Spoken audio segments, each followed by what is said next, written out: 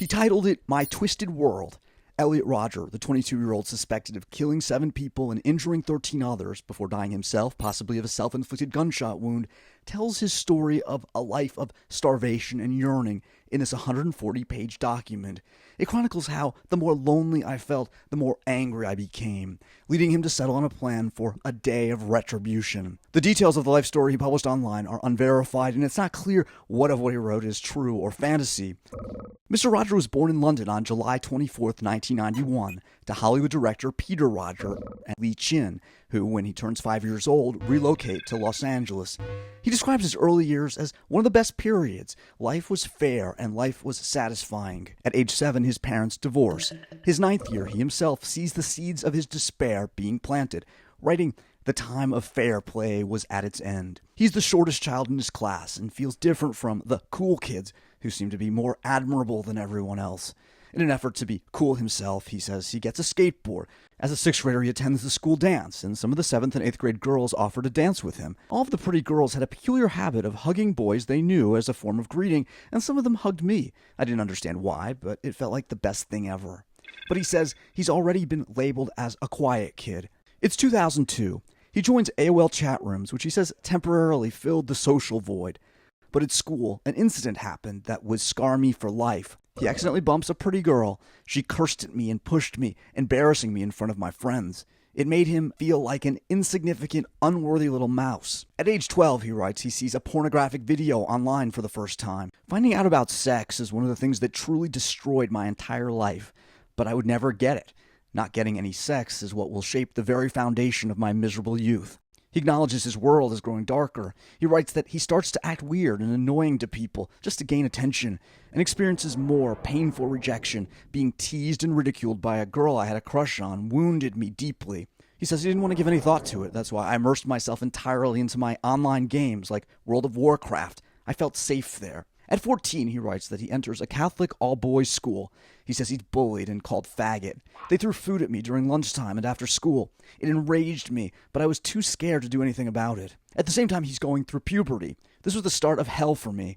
Going through puberty utterly doomed my existence. It condemned me to live a life of suffering and unfulfilled desires. He writes that his parents transfer him to a different school, where he recalls making this observation: the most meanest and depraved of men come out on top, and women flock to these men. Their evil acts are rewarded by women, while the good, decent men are laughed at.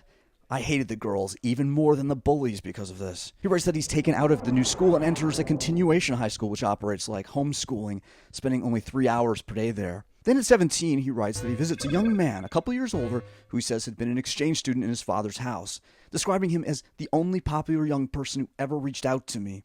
The experience of being out with him socially really turned my whole world around.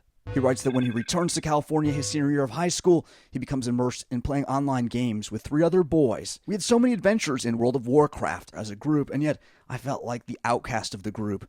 Because he says he found out the 3 of them would have meetups at one of their houses and not invite him. So he gives up the game and says he spends most of his time reading books about history, politics, and sociology. I began to have fantasies of becoming very powerful and stopping everyone from having sex. I wanted to take their sex away from them, just like they took it away from me. At 19, he writes that he enrolls in a class at another community college. His primary social interaction at this point is with a friend in his karate class. He writes, I thought that he would relate to me since he was also a virgin and had no girls in his life, but some of the things I said began to disturb him. One night he told me with a lot of distress that enough was enough. He didn't want to hear it anymore. Mr. Rodger writes that he moves to an apartment in Santa Barbara. There, his jealousy of his peers takes a racial tone in his writings. Ugly black boy be able to get a white girl and not me? At a Starbucks, he writes that he acts out his anger following out of the store a couple he witnessed kissing passionately. He says he follows them to their car and splashes his coffee all over them. Reflecting afterwards, it was around this point in my life that I realized I was capable of doing such things. I would happily do such things. I was capable of killing them, and I wanted to. In the spring of 2013, he comes across a website, a forum full of men who are starved of sex, just like me, he says. Many of them share my hatred of women, though unlike me, they would be too cowardly to act on it. He discloses for the first time that he was seeing a psychiatrist, but doesn't say when that treatment began or ended. One night, he says, he works up the courage after a few drinks to crash a wild house party on Del Playa Drive, a hub of off-campus life for students at the University of California, Santa Barbara. It ends badly. He says he got beaten up. He says his leg is broken. He turns 22. The details of his alleged attack are being planned. First, I need to buy a third handgun just in case one of them jams. I need 2 working handguns at the same time, as that is how I plan to commit suicide. Here's how Mr. Rodger ends my twisted world. Humanity struck at me first by condemning me to experience so much suffering. I will punish everyone, and it will be beautiful. Finally, at long last, I can show the world my true worth.